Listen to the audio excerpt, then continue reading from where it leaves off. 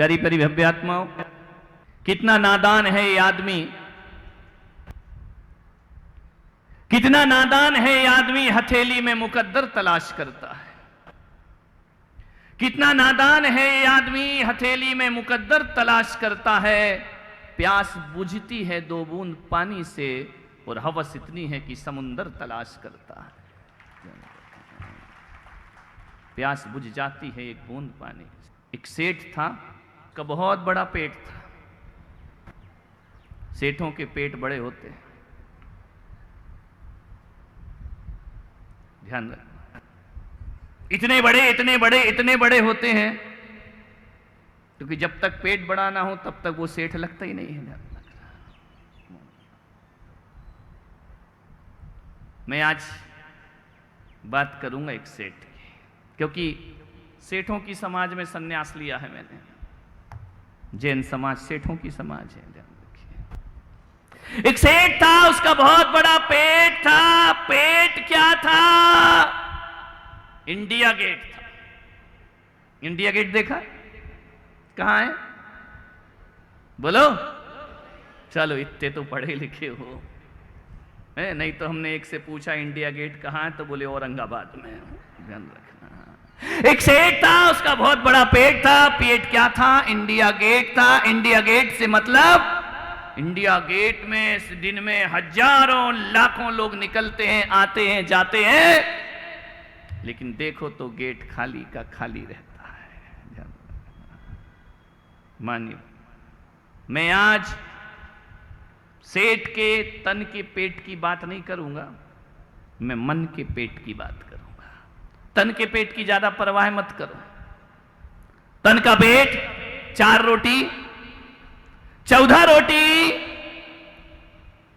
40 रोटी। अरे अब तो बस बोलो भाई अहमदाबाद वालों की 40 ही खाओगे पूरी।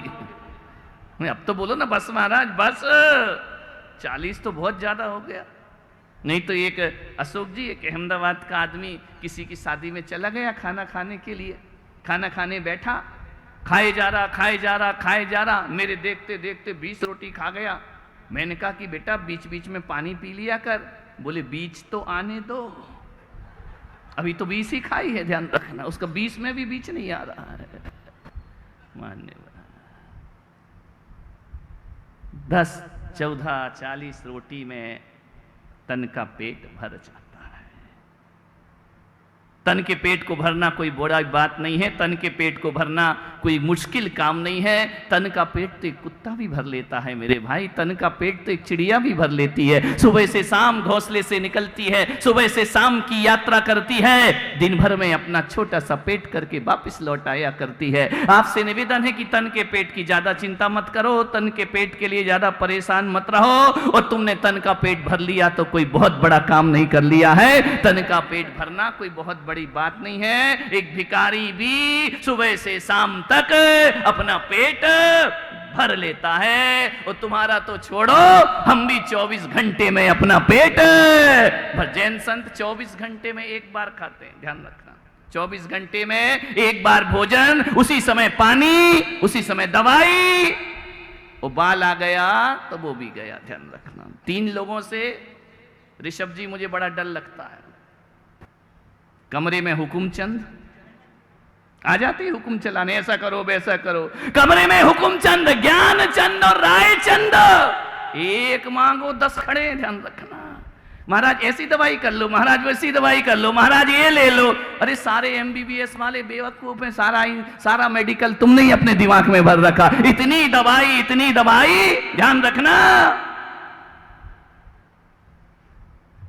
लोगों ने पूछ पूछ कर बीमार कर दिया मुझे, ध्यान रखना। एक्स्ट्रा केयर भी बड़ी दिक्कत होती है। तो मैं कहता हूं कि मुझे ज्ञानचंद, रायचंद और हुकुमचंद से दूरी रखता हूं थोड़ी सी। और चौके में बालचंद, वो आ गया तो भी काम तमाम है, ध्यान रखना। मान्य विचार। तन का पेट भरा जा सकता है, लेकिन मन का पेट ना बाबा, ये कभी नहीं भरता है, ध्यान रखना। मन का पेट 4, 14, 40 रोटी नहीं, पूरी दुनिया की संपदा भी डाल दो ना तो मन का पेट कभी भरता नहीं है, ध्यान रखना। खाली का खाली रहता है, जब देखो तब खाली, जब देखो तब खाली। विचार करिए, तन का पेट भरने के लिए आदमी 1-2 घंटे के लिए तो शांत हो ही जाता है, लेकिन मन का पेट ऐसा है रात में भी नहीं भरता और दिन में भी कभी भरता नहीं है। विचार करिए, मन के पेट को समझने का प्रयास करें। मैं एक जगह से विहार कर रहा था, पहले के समय, आज से 25-30 साल पहले। उस समय इतनी सुविधाएं नहीं थी, आज बहुत ज्यादा सुविधाएं हैं। एक गांव से निकला, पनघट पर पनिहारिन पानी भर रही थी। पनघट जानते हो या नहीं? बोलो गुजराती हो, जानते हो ना? आजकल पनघट दिखते कहां है, आज तो पानी ही घर में आ जाता है अंदर। पहले पनघट पे जाके पानी लाया जाता था, एक घड़ा सिर पे होता था, एक घड़ा उसके ऊपर होता था, एक घड़ा महिला बाजू में दबाती थी और एक हाथ में बाल्टी लेकर बिना घड़े को पकड़े जल भरकर कुएं से घर। क्या दृश्य होता था वह, देखिए कितना बैलेंस बना के। वो बात भी करती थी, वो सहेली से बात भी करती जाती थी, लेकिन घड़ा कभी गिरता नहीं था। मालूम है क्यों होता था ऐसा? जो घड़े का बैलेंस बना सकती है वो परिवार का बैलेंस बना सकती है। वो परिवार में भी मन को संभाल कर, जो घड़ा संभाल सकती है वो मन भी संभाल। अब ना घड़े संभलते हैं ना मन संभलते हैं, ध्यान रखिए, दोनों का बैलेंस बिगड़ा पड़ा है, ध्यान रखना। अब तो एक बच्चा नहीं उठता। अभी देखा मैंने, चंदू भाई मंदिर से आ रहा था, एक महिला एक बच्चे को डोलची में ले जा रही। अरे मैंने कहा कुत्ते का बच्चा है, खरगोश का बच्चा, काय का बच्चा है। बोले नहीं इसी का है। वो गोद नहीं ले सकती है। बोले क्यों? इमेज खराब होती है। हमारी औलाद रखने से इमेज खराब होती है। एक चल गई है ना, उसमें डाल दिया सब्जी भाजी जैसा, मॉल में जाते हो ना, एक ट्राली में डाल देते हो, बच्चा भी ट्राली में रखने लगे हो, ध्यान रखिए। सोचना क्या स्थिति बना दी इस देश की मेरे भाई। माँ के सीने से बच्चा नहीं लगता है, उसे धड़कन नहीं मिला करती है, ध्यान रखना। माँ के स्तन से बच्चा नहीं लगता है, वह अमृत पान नहीं कर पाता है, ध्यान रखिए। कैसे इन आने वाली पीढ़ियों को हम संस्कारित करेंगे, ध्यान रखना। आपसे मेरा निवेदन है, बच्चों को पालने के लिए नौकरों की व्यवस्था मत करो, आया की व्यवस्था मत करो। बच्चे का पोषण और विकास तभी होता है जब एक नादान अबोध बच्चा मां की छाती से लिपट जाया करता है। हजार हजार संस्कार उसके स्तनपान से उसके प्रवाहित हो जाया करते हैं, ध्यान रखिए। बच्चे को मां का प्यार नहीं मिल रहा, नौकरानियां पाल रही हैं, ऐसा फैशन में डूब रही हैं महिलाएं, कमाल हो गया है। सोचना है, एक महिला पनघट में गई पानी भरने, एक कुएं में उसने बाल्टी डाली, बाल्टी गई अंदर, कुएं में डूब गई। उसने खींचना शुरू किया, जैसे खींचती है तो मालूम है क्या होता है? बाल्टी खाली की खाली लौटकर वापस आ जाती है। उस महिला ने कहा ये क्या हो गया? मैंने कुएं में बाल्टी डाली और बाल्टी भरी नहीं, खाली की खाली वापस लौट आई। उसने बाजू वाली की बाल्टी में देखा, वो बाल्टी तो भर गई, लेकिन उस महिला की बाल्टी नहीं भर पाई। उसने लिया, फिर बाल्टी डाली, फिर खींची, खाली की खाली। अरे उसने कहा ये कैसा कुआं है? सबकी बाल्टी भरता है, मेरी बाल्टी नहीं भरता है।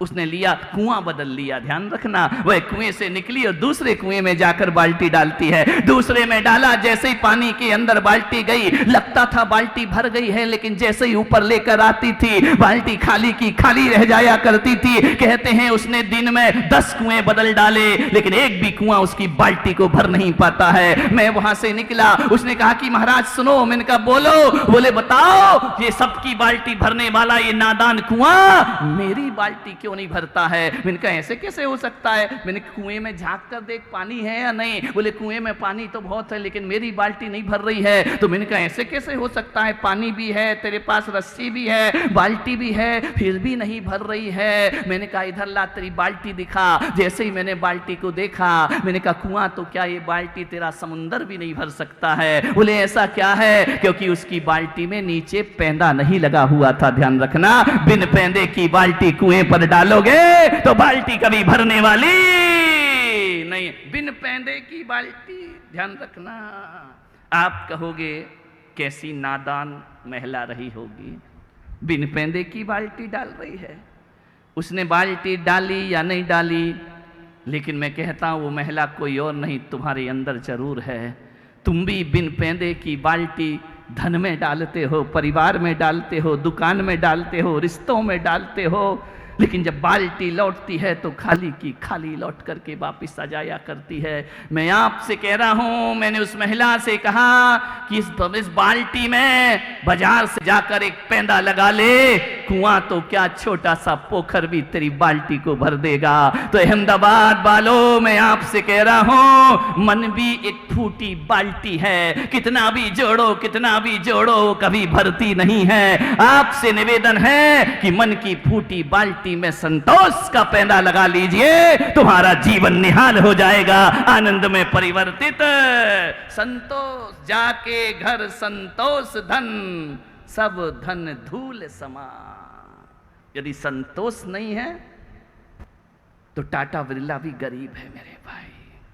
संतोष नहीं है तो गौतम अडानी जैसे भी गरीब हैं, रिलायंस बंधु भी गरीब हैं। और यदि संतोष होता है तो हम जैसे फकीर भी दुनिया में शहंशाहों के शहंशाह बन जा, बादशाहों के बादशाह बन जाते हैं।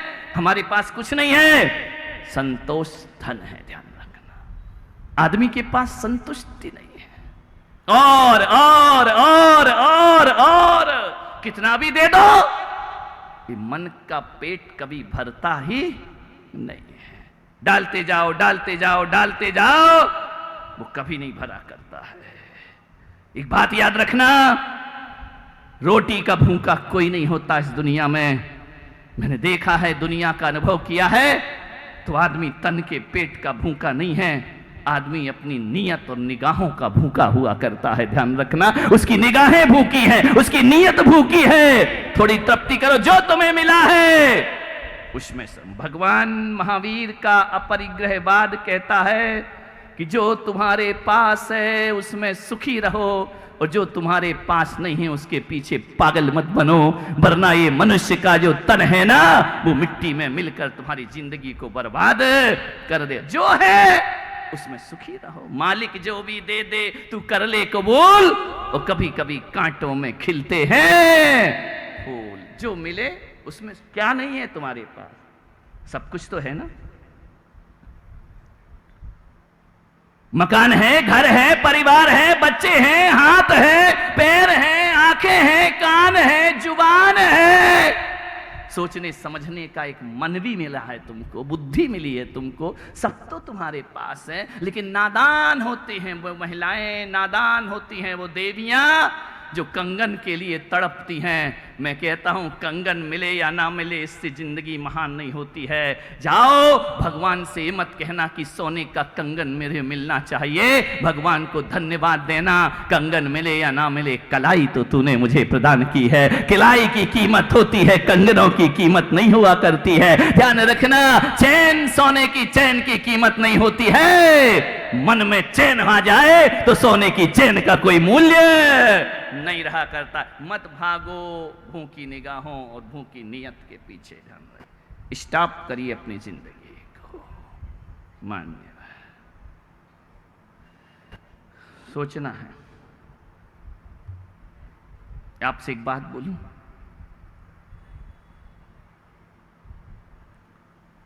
आज का बाप, आज का एक पिता, हकीकत में उसके दिल से पूछो तो ये नहीं चाहता है कि मेरा बेटा अमेरिका जाए और लाखों डॉलर कमाए। यदि पिता की आत्मा से पूछोगे ना, तो एक पिता ये बर्दाश्त नहीं करता है कि मेरा बेटा विदेशों में जाकर के लाखों डॉलर कमाए। आज का पिता तो ये सोचने लगा है कि मेरा बेटा हिंदुस्तान में रहे, अरे लाखों डॉलर ना कमाए, 50,000 रुपए भी कमाए, लेकिन शाम को मेरे साथ थाली में बैठकर भोजन करे। पिता के लिए सबसे बड़े स्वर्ग की बात हुआ करती है, सबसे बड़े सुकून की बात होती है। मेरा बेटा ना कमाए दौलत, कम से कम मेरे साथ बैठ करके भोजन तो करे, शाम को तो मिले। ऐसे संस्कार औलाद को मत दो कि वो पढ़ता लिखता विदेश में, वही शादी हो जाती है, वही सेटल हो जाता है। तुम पहले भी अकेले थे और आज भी अकेले। संतान सुख चाहिए, संपदा के सुख के पीछे पागल मत बनो मेरे भाई। मान्यवर मालूम है, सेठ बहुत दुखी था। गरीब दुखी हो तो बात समझ में आती है, सेठ दुखी हो रहा है। निर्धन दुखी हो तो भी बात गले उतरती है, एक धनपति दुखी है। अब इससे ज्यादा मूर्खता और क्या होगी दुनिया में, ध्यान रखना। अभाव में दुखी हो तो चल जाए, सद्भाव वाला भी दुखी। कौन सा घर आज सुखी है बताइए? पड़ोसी का घर हर किसी को सुखी लगता है, अपना घर हर किसी को दुखी लगता है। मेरे भाई अंतस में टटोल कर देखो तो जो पीड़ा आज एक झोपड़ी में रहने वाले की है, वही पीड़ा आज महलों में रहने वाले की हो रही है। कोई सुखी नहीं है संसार में, तुम जहां हो वहां संतुष्ट नहीं हो, यही तुम्हारे दुख का कारण। कौन सुखी है संसार में? कोई नहीं है। हर किसी को एक ना एक गम लगा हुआ। दुनिया में कितना गम है, मेरा गम कितना कम है। लोगों का गम देखा तो मैं अपना गम भूल गया, मैं अपना गम भूल गया। कितना गम है दुनिया में, हर किसी के। मेरे कमरे में एक भी नहीं आता, जो आते वो दुखी आते सुबह से शाम, और इतने आते कि मुझे दुखी करके चले जाते हैं। अब एक आए कल, महाराज 15 साल हो गए, शादी हो गई, बच्चा नहीं हो, तो मैं क्या करूं? मैं क्या करूं? बच्चा नहीं हो रहा तो मैं क्या करूं भाई? मैं तो कुछ भी हेल्प नहीं कर सकता, ध्यान रखना। एक आए बोले दुकान नहीं चल रही, तो मैंने कहा मैं अपनी बंद करके चल तेरे काउंटर पे बैठता हूं। क्या करे भाई, बड़े परेशान है जिंदगी में। जो आता है वो यहाँ रोते रहता है, वो आता है वो आंसू बहाता है। कोई किसी को रोता है और कोई किसी को, हर किसी की आंख में आंसू है। ध्यान रखिए, ये जिंदगी होती है। एक बच्चा आया, कल आया, दोपहर को बैठा था, ये जीतू भाई और हम लोग सब बैठे हुए थे। मेरे पिताजी हैं, मैंने एक जॉब करता था, तो मैंने कहा क्या हुआ? जॉब किया, नौकरी छूट गई। तो मैंने कहा क्या हुआ? उसने मेरा एक्स्ट्रा पैसा नहीं दिया। अरे मैंने कहा पागल, 1 साल से तेरा घर चला रहा है, वो एक्स्ट्रा नहीं दिया? बोले मैंने नौकरी छोड़ दी। तो मैंने कहा मेरे पास काय को आया है, तेरा एक्स्ट्रा पैसा मुझसे मिलेगा क्या है? विचार करिए। एक आदमी की तो बात बताऊं, ऐसे ऐसे लोग दुनिया में होते हैं। मैं एक जगह जा रहा था, बाबूजी एक जगह जा रहा था, उस आदमी ने पकड़ा, मेरी आरती करी। बोले मैंने कहा क्या करूं? बोले दुकान में आओ। अरे वो दुकान भी काय की मालूम है? कपड़े की। तेरे की माथा फोड़ लिया। मैंने कहा कपड़े की दुकान, मेरा कोई रोल ही नहीं है, ध्यान रखना।